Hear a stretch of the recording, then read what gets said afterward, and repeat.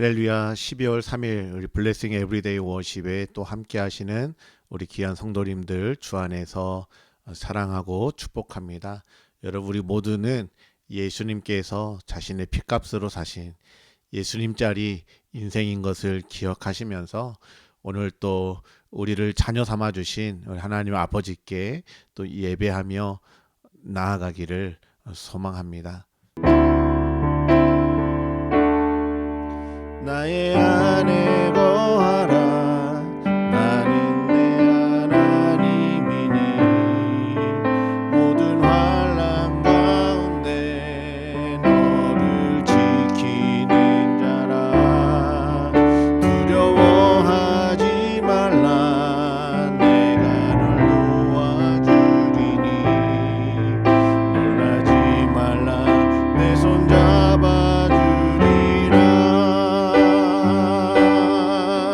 나의 안에 거하라. 나는 내 하나님이니 모든 환난 가운데 너를 지키는 자라.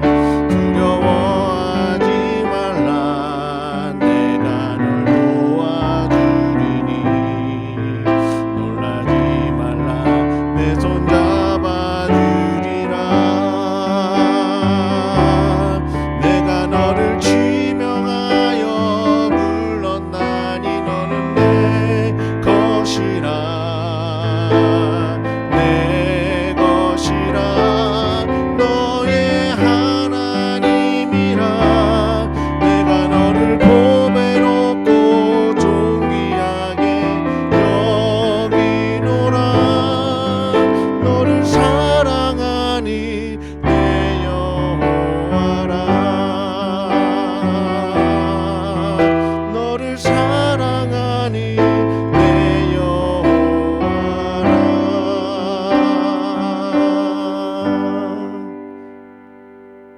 오늘은 에베소서 1장부터 3장까지의 말씀을 통독합니다. 에베소서, 빌립보서, 또 골로새서, 빌레몬서는 옥중 서신이라고 하죠. 사도 바울이 로마 감옥에 갇혀 있을 때 쓴 서신입니다. 이 편지를 쓸 때 바울의 마음은 어떠했을까요? 사도 바울이 안디옥 교회의 파송을 받고 1차, 2차, 3차 전도 여행을 했죠. 그 기간이 총 11년입니다. 11년 동안에 소아시아, 또 마게도냐, 아가야, 또 구브로 섬, 이 넓은 지역을 3번 두루 다니면서 복음을 전했습니다. 여러분, 그렇게 복음을 전할 때 사실은 그 넓은 곳을 다 돌아다니는 것도 쉽지 않지만 많은 핍박과 또 환난과 박해가 있었던 것을 우리가 기억합니다. 고린도전서에 보면 바울은 40에 하나 감한매, 이 40대까지 맞으면 이제 죽기에 이르기 때문에 죽기 직전까지 갔던 그 형벌 39대를 맞았으니까요. 거의 죽을 때까지 맞은 것입니다. 그런 40에 하나 감한매를 5번이나 맞았고요. 또 한 번은 루스드라에서 여러분 돌에 맞아서 바울이 거의 죽을 뻔해서 사람들이 바울이 죽었다고 생각해서 성 밖에 내던져 버린 적도 있었습니다. 또 3번 태형을 맞기도 했습니다. 이렇게 많이 죽을 뻔한 상황을 바울이 넘긴 것이죠. 여러분, 그의 몸이 얼마나 만신창이가 되어 있었겠습니까? 그러면서도 11년 동안에 3번에 걸쳐서 전도 여행을 하면서 바울은 8개의 교회를 개척하기에 이르렀습니다. 그렇게 고생을 하고 이제 예루살렘으로 돌아갔을 때, 여러분 우리가 사도행전을 읽었을 때 살펴보았던 것처럼 바울은 누명을 쓰죠. 이방인을 데리고 성전에 들어갔다고 하는 누명을 쓰고 예루살렘에서 붙잡히고요. 그 바울을 죽이기 위해서, 바울을 죽기 전에는 자기들이 아무것도 먹지 않겠다 그렇게 결단했던 바울을 죽이기 위한 특공대가 조직되어 있기도 했습니다. 그렇게 붙들려서 가이사랴에서 2년 동안, 또 로마로 옮겨와서 로마에서도 2년 동안 감옥 생활을 하게 됩니다. 이것이 바울이 처한 형편이었어요. 바울이 로마의 감옥에 있었을 때 많은 사람들이 이제 바울에게 그 개척했던 교회 또 여러 지역의 형편들을 소식을 전해 주면서 바울이 이제 그 가운데서 많은 서신을 쓰게 됩니다. 그 와중에 에베소 교회의 소식도 듣게 되었는데요. 그 소식이 결코 좋은 소식은 아니었어요. 교회가 유대인 출신 그리스도인들 또 이방인 출신 그리스도인들이 서로 분열되고 다툼이 일어나서 교회가 깨지기 일보 직전까지 갔습니다. 이단이 들어와 있었고요. 또 음란과 또 탐욕과 여러 가지 문제로 교회가 정말로 절체절명의 위기를 맞게 되었다는 그 소식을 듣게 됩니다. 그럼 바울의 입장에서 그의 마음이 찢어지는 것 같았을 거예요. 다른 곳이라면 모르겠지만 에베소는 바울이 11년 동안 그 전도 여행을 하면서 가장 오래 머물면서 공을 들였던 두란노에서 2년 3개월 동안 그 백성들에게 말씀을 가르치고 어떻게 살아야 되는지 체계적으로 복음을 가르쳤던 교회가 바로 에베소 교회입니다. 그렇게 세워진 교회가 에베소 교회였는데 그 교회가 이제 쪼개지기 일보 직전이다 이런 이야기를 들었을 때 그의 마음이 얼마나 많이 또 상했겠습니까? 그래서 바울이 에베소 교회를 향해서 편지를 쓰는 겁니다. 1장 1절과 2절에 에베소 교회 성도들에게 바울은 은혜와 평강을 구하는 인사를 합니다. 그리고 1장 3절부터 본론이 시작됩니다. 바울이 애끓는 심장으로 가장 먼저 여러분 기록했던 또 표현했던 이야기는 무엇이었을까요? 여러분이라면 어떤 이야기를 가장 먼저 했겠습니까? 1장 3절 보시면 찬송하리로다 하나님 곧 우리 주 예수 그리스도의 아버지께서 그리스도 안에서 하늘에 속한 모든 신령한 복을 우리에게 주시되. 바울은요 에베소 교회를 향해서 가장 먼저 고백한 말이 찬양합니다 였습니다. 여러분 이것이 현재 시제예요. 에베소 교회 모든 형편을 들었고 바울 자신도 감옥에 갇혀 있는 그 감옥에서 만신창이의 몸을 이끌고 가장 먼저 했던 고백이 무엇이냐면 가장 하나님을 찬양한다고 하는 고백입니다. 여러분 어떻게 이것이 가능했겠습니까? 무엇이 바울로 하여금 하나님을 찬양하게 했겠습니까? 바울은 복음이 무엇인지 알았고요. 또 하나님이 누구신지 예수님이 누구신지를 분명히 알았습니다. 그분이 허락하신 은혜가 무엇인 줄 알았어요. 그러니까 하나님을 찬양하는 겁니다. 바울이 어떤 상황에서도 하나님을 바라보고 찬양한다라고 고백할 수 있었던 이유, 바울이 가지고 있었던 것이 무엇입니까? 여러분 그것이 바로 3절 하반절에 나옵니다. 하늘에 속한 모든 신령한 복을 우리에게 주셨다라고 기록하고 있죠. 우리에게 주시되라고 되어 있는데 이것이 과거 시제입니다. 여러분 우리가 가장 먼저 기억할 것이 무엇이냐? 하나님께서 하늘에 속한 그 모든 신령한 복, 우리가 이 땅을 살아가기 위해서 필요한 그 모든 복들을 이미 예수 그리스도 안에서 우리에게 주셨다라고 하는 사실입니다. 이런 모든 신령한 복이에요. 그냥 어떤 복은 주고 어떤 복은 주지 않고 이런 것이 아니라 우리가 이 땅을 살아감에 있어서 아니 우리가 영원토록 하나님과 함께 살아가기 위해서 필요한 그 모든 신령한 복을 하나님께서 예수 믿는 자인 저와 여러분에게 이미 주셨다는 겁니다. 누가 주시는 거예요? 하나님이 주시는 겁니다. 만왕의 왕이 되시고 만물, 이 온 우주 만물을 창조하신 하나님, 그 하나님께서 우리에게 주신 복이고요. 어떻게 주셨는가? 그리스도 안에서 우리에게 주신 복이라고 이야기하고 있어요. 여러분 예수 그리스도 안에 있을 때, 그분 안에 거할 때 하늘에 속한 모든 신령한 복을 하나님께서 예수 그리스도 안에서 우리에게 주셨고, 우리는 그 주님 안에서 이 신령한 복을 누리며 살아가도록 그렇게 선택받았다는 겁니다. 그러므로 오늘 우리가 먼저 기도할 것이 있다면 하나님께서 그리스도 예수 안에서 우리에게 주신 그 하늘에 속한 모든 신령한 복을 우리에게 이미 주셨다고 말씀하고 있는데 이 복을 볼 수 있는 눈을 열어주시고 우리 삶에서 이 복을 누리며 살아갈 수 있도록 인도해 달라고 우리가 하나님께 기도하며 나아가야 되는 것입니다. 하늘에 속한 모든 신령한 복이 무엇일까요? 그것이 3절부터 14절까지 나와 있습니다. 이 단락이 세 부분으로 나뉘어져 있는데요. 크게 보면 하늘에 속한 모든 신령한 복은 하나님이 우리에게 주시는 구원입니다. 그것이 4절부터 14절까지 삼위일체 하나님께서 우리의 구원을 위해서 어떤 일들을 하셨는지를 보여주고 있어요. 하나님 아버지는 우리를 선택하시고 여러분 자녀 삼아 주셨습니다. 이 장을 보면 우리는 허물과 죄로 인해서 죽었던 자들입니다. 죄의 노예로 살아가던 자들이었어요. 그런 우리인데도 하나님은 우리를 택해 주셨대요. 근데 언제 택하셨냐? 창세전에 택하셨다는 겁니다. 우리가 아직 이 땅 가운데 존재하기도 전에, 인간이 이 세상에 존재하기도 전에 하나님은 인간을 위해서 이 온 우주 만물을 창조해 주셨을 뿐만이 아니라 이 인간을 죄 지을 것을 아시고 또 넘어질 것들을 아시지만 그럼에도 불구하고 인간들을 사랑하셔서 구원하기 위한 그 계획을 창세 전부터 하고 계셨다는 겁니다. 우리를 자녀 삼아주기로 창세 전부터 예정하셨다는 거예요. 그것이 하나님께서 우리에게 하신 일입니다. 7절부터 12절까지는 예수님이 우리의 구원을 위해 하신 일이 기록되어 있습니다. 7절 우리는 그리스도 안에서 그의 은혜의 풍성함을 따라 그의 피로 말미암아 속량 곧 죄사함을 받았느니라.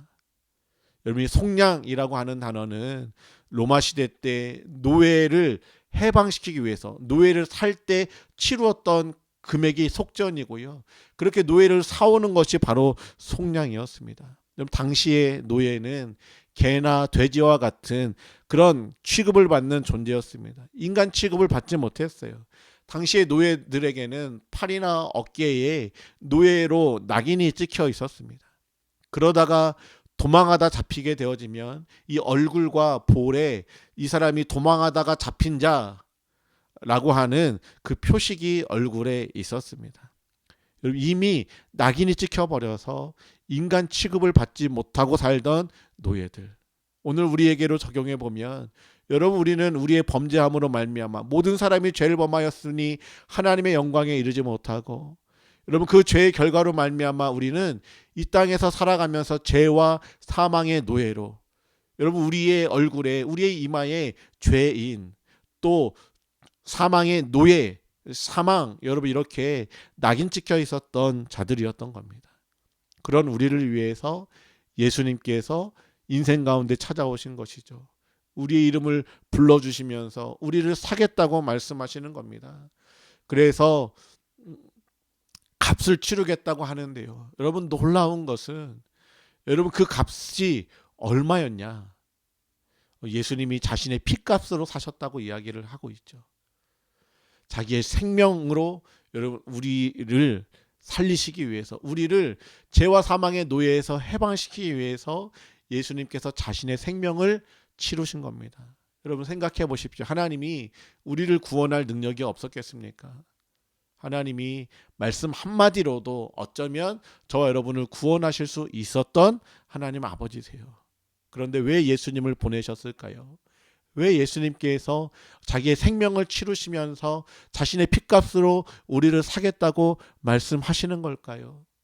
저와 여러분이 얼마나 귀한 존재인지 그냥 째째한 존재가 아니라 그냥 값어치 없는 노예가 아니라 우리가 하나님의 아들이신 예수님이 목숨을 치르고 사야 할 만큼 너는 보배롭고 존귀한 자다. 이 이야기를 하고 싶은 것이죠.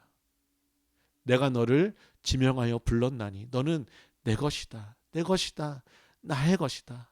내가 너를 보배롭고 존귀하게 여긴다. 얼만큼 보배롭고 존귀하게 여기시는가?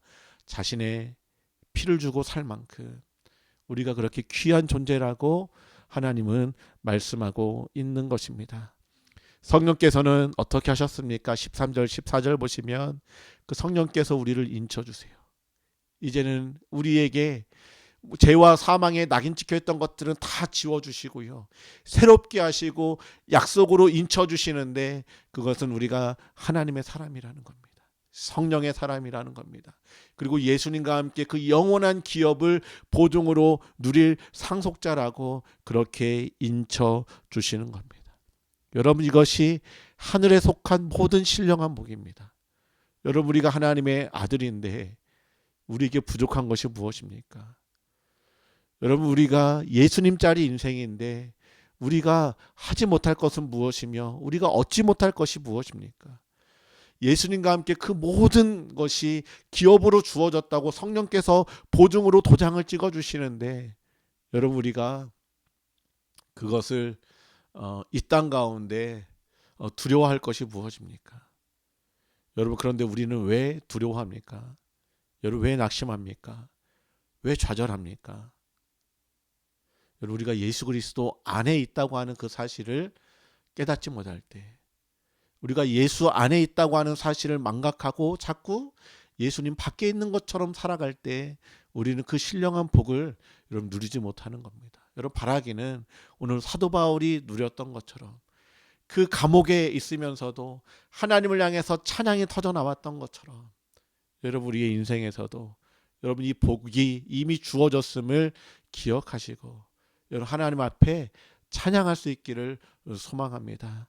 오늘 바울은 에베소 성도들을 위해서 1장 이제 15절부터 19절까지 기도합니다. 바울이 먼저 기도했던 것은 하나님 앞에 감사했습니다. 15절, 내가 기도할 때 기억하며 너희로 말미암아 감사하기를 그치지 아니하고. 이 문제 많은 에베소 성도들이었지만 이들을 바라보면서 감사한대요. 왜요? 이들을 책임지고 있는 분이 하나님이시기 때문에 그렇습니다.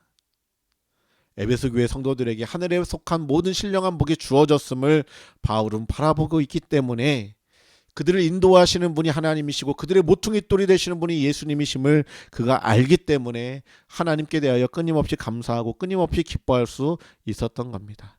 그리고 에베소 성도들을 위해서 기도합니다. 17절, 우리 주 예수 그리스도의 하나님 영광의 아버지께서 지혜와 계시의 영을 너희에게 주사 하나님을 알게 하시고. 첫 번째 기도 제목은 이 에베소 교회 성도들이 하나님이 누구신지를 바로 알게 되는 겁니다. 하나님이 어떤 일을 행하셨는지를 바로 알게 되는 겁니다. 모든 신령한 복을 주신 하나님을 알기를 위해서 기도하고 있습니다. 두 번째, 부르심의 소망이 무엇인지 알게 해달라고 기도합니다.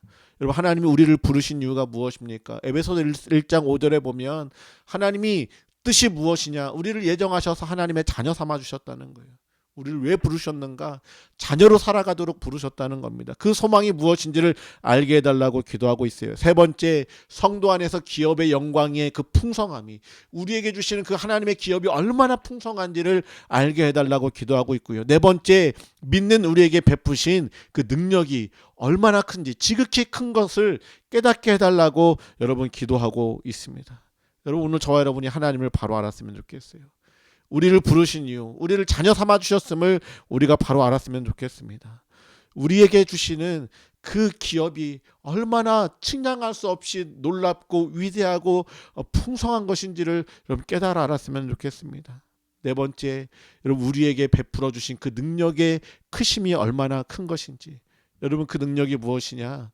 여러분 20절에 보면 죽었던 예수님, 사망에 갇혀 있었던 예수님을 다시 살게 하신 능력이 우리에게 주신 이 능력입니다. 부활의 능력이죠. 여러분, 이 능력이 우리에게 주어졌음을 알게 해달라고 바울은 기도하고 있습니다. 오늘 우리도 함께 이렇게 기도하기를 원해요. 하나님께서 우리에게 주신 그 신령한 복이 얼마나 크고 위대한 것인지 이미 우리에게 주어졌음을 하나님 우리가 깨닫게 하시고 하나님 그 복을 누리며 살아가는 저희들 될 수 있도록 인도해달라고, 그러기 위해서 우리가 예수 안에 머물게 하시고 오늘 바울이 기도했던 것처럼 하나님이 누구시고 부르신 소망이 무엇이며 우리에게 주신 영광의 기업이 얼마나 위대하며 또 우리에게 베푸신 그 능력이 죽음까지도 이기신 그 살아있게 하는 부활의 능력임을 깨달아 알 수 있는 이 믿음의 눈이 우리 가운데 열릴 수 있도록 인도해달라고 여러분 기도하시고, 나뿐만이 아니라 우리의 가정, 내 자녀, 또 우리 교회 모든 성도들이 이 은혜를 깨달아 알아가며 그래서 어떤 상황에서든지 하나님 앞에 찬양하고 또 감사할 수 있도록 인도해 달라고 오늘 기도하시면서 이 하루를 여시는 저와 여러분 되시기를 주님의 이름으로 축복합니다.